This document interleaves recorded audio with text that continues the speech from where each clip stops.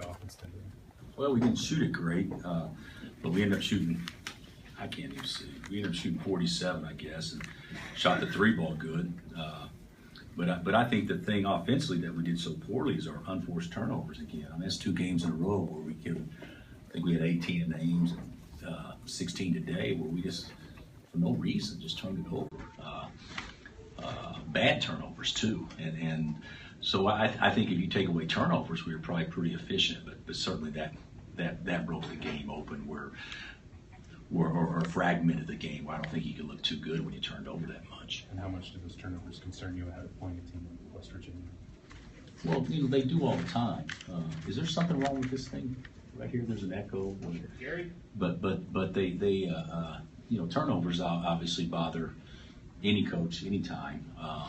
But the thing about it is, against West Virginia, you're going to turn it over enough because they force you to turn it over. You can't just give them the ball whenever they don't force you to.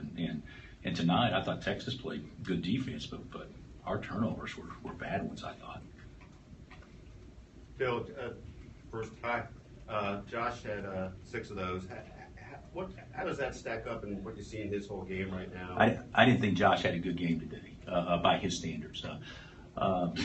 It was a game where he could have had 25 real easy. Try to make great plays when great plays aren't there, drive the ball back into the help. There were several things, or not several, there were 3 or 4 things I think he could do good. The last play, you got an uncontested basket, and you try to make it into an alley-oop. I mean, it's an easy basket, and we made it harder than what it was. But I mean, he didn't play poorly, but I don't think he played quite as well, and I thought he was pretty careless with the ball. How much is that?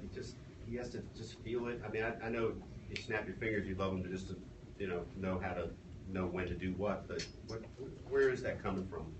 Well, I personally think with Josh, he got aggressive players always turn the ball over more than non-aggressive players. I mean, there's a reason why Westbrook has more turnovers than anybody, because he tries to make a play every possession, and there's a reason why, some guys' assist to turnover ratios are unbelievable because they don't take a lot of chances.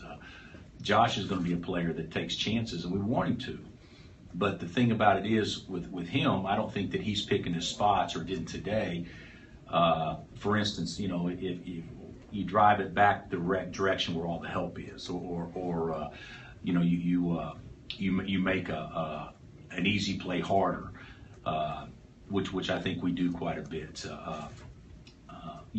But whether he has 6 turnovers or 2 turnovers, I don't think you look at that and say that's the reason why he didn't play well or he did. I think sometimes your numbers can run up, especially if you're a big guy always trying to get to the ball, the basket off the bounce. But he just got to pick his spots, I think, a little bit more wisely.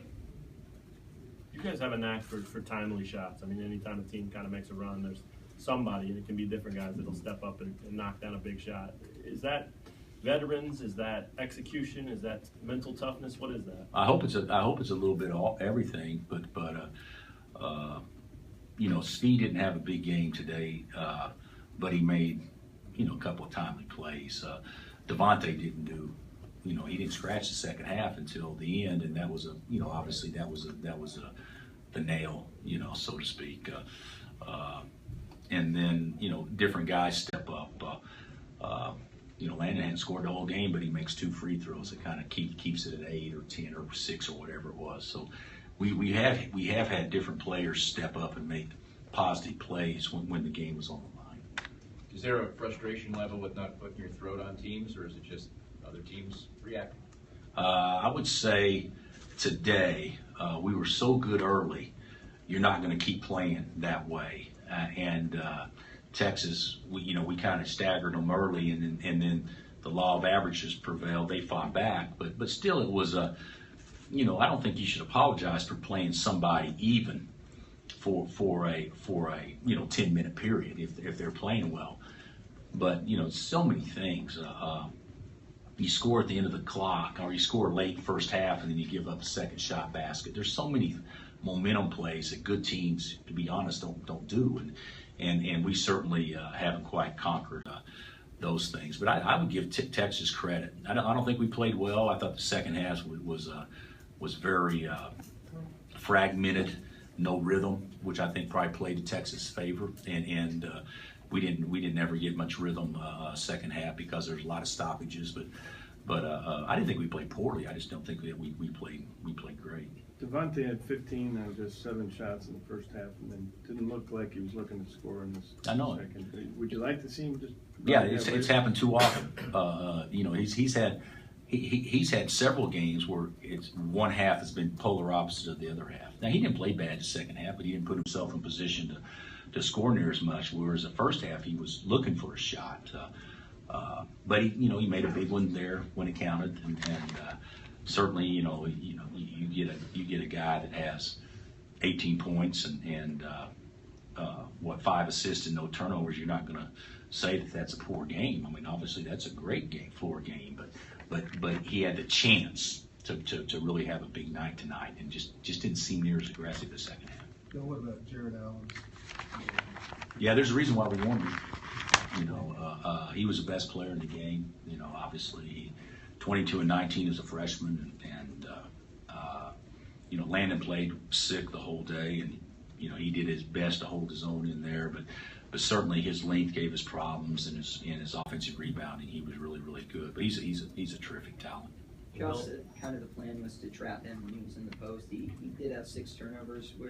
How do you kind of feel about the job he did in that area? Well, we trapped both of them. He and Shaq both when they caught the ball in the post, and they turned it over early. That was a big reason why we had got off to a nice start, is because they turned it over too, and we were able to get some runouts and things like that. But I thought the first half, I thought our defense was pretty darn good.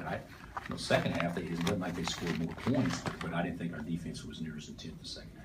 Bill, nearly halfway through the Big 12 conference schedule, how would you evaluate this team, and where would you like them to grow most moving forward?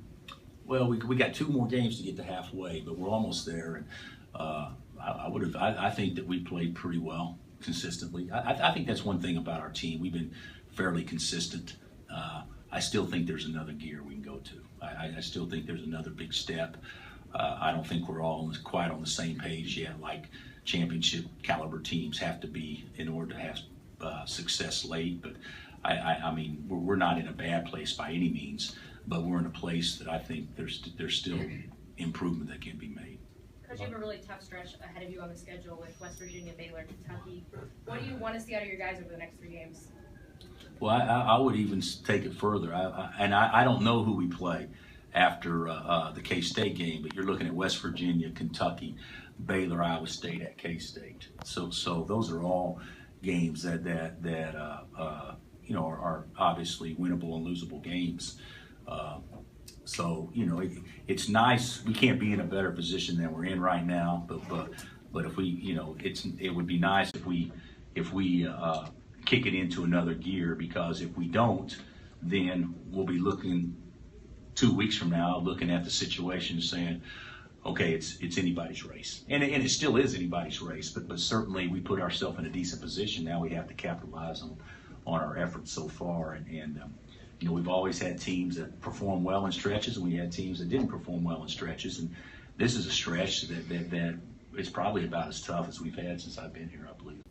Particularly the West Virginia game. Sorry. Excuse me? The West Virginia game, what do you guys need to do well against them? You've struggled there in recent years. What specifically do you want to see out of your team to do well at West Virginia? Yeah, it's okay to struggle there. They've been a top 10 team every time we played them there, I think. But I think what we have to do is attack their pressure to score, and then obviously, take care of the basketball. We don't have live ball turnovers, and then we got to rebound the ball. Like today, Jared dominated the glass, and you look at the boards, we're +7, and I didn't feel like we rebounded it great, but we need to steal some possessions on the glass, because that's what they make a living on, is stealing extra possessions off the glass. Devontae said part of the game plan today was to get the ball inside the Landon Carlton and get the Texas Bigs in foul trouble. How would you evaluate how that went today? Well, that's all. That's a factual statement by Devontae, but that's also not what happened. I mean, we didn't. Our big guys were no factor inside offensively. Obviously, Carlton had 3 baskets, but I don't know if any of them were actually catching the ball and scoring over a big. I think we threw it inside. He got a dunk the second half when the Gamble missed, and Frank gave him an uncontested layup off a ball screen. But for the most part, we didn't throw it to our post and getting baskets with our back to the basket. So I would say we didn't do that very well. Anything else? West Virginia, it seems like does something that nobody else quite does, pressing after misses. Misses everything, yeah. What does it say about Huggins that he's the guy who's just trying something that's kind of wacky or different and succeeding with it? Well, he's a great coach. You know, he's been around a long, long time. He's an old guy, and been around a long time.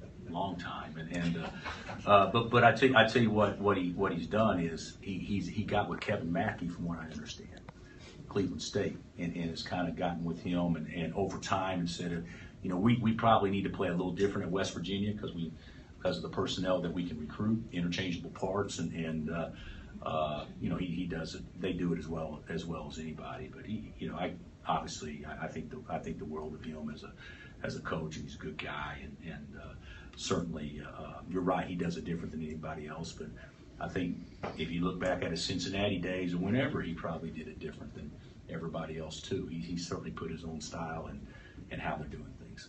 Those couple of minutes that Mitch gave you first half. Yeah, I thought it was great. You know, that's as good offensive tipping as we've had all year. You know, left-handed jumping across his body. I mean, that was a great play. And yeah, I thought Mitch did well. I haven't got him in. I haven't played him, and certainly he deserves to play more than what he has. But it was nice to see him have some success when he got out there. You mentioned Lucas was not feeling great. Is that why he had a little bit of struggles offensively? Oh, I have no idea. Yeah. But I mean, he didn't feel good, guys. I mean, it was, you know, he's medicated. He's got all the stuff, and I thought he showed us quite a bit by being out there and playing 31 minutes. He was good in that regard. He does a lot of things to help us win, even if it doesn't show up in points. Anything else? Thanks, guys. All right, guys. Thank you.